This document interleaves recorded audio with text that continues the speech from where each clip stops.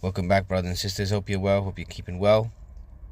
And we start our new series today, which is the Ten Commandments. So we're going to look at the Ten Commandments. Today we're going to look at the first two, and then so on and so forth.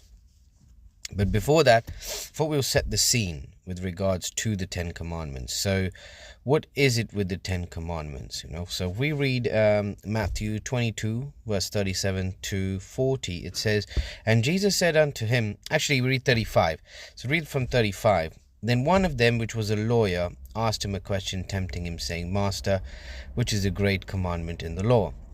And then Jesus said unto him, Thou shalt love the Lord thy God with all thy heart, with all thy soul, and all thy mind. This is the first and great commandment.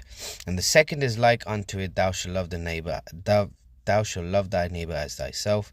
And on these two commandments hang all the law and the prophets. So Ellen White writes in Desire of Ages, before we expound on that, she said, both these commandments are an expression of the principle of love. The first cannot be kept and the second be broken, nor can the second be kept while the first be broken. Thus Christ taught his hearers that the law of God is not so Thus Christ taught his hearers that the law of God is not so many separate precepts, some of which are greater importance while others are smaller importance, and may with impunity be ignored. Our Lord presents the first four and the last six as a divine whole that teaches the love of God will be shown by obedience to all his commandments. Now, in today's Christian world, except for the Seventh-day Adventists, pretty much everyone classes that the Ten Commandments were hung at the cross.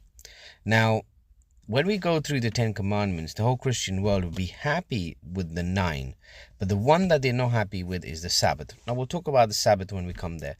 But a lot of people believe that the Ten Commandments was hung at the cross.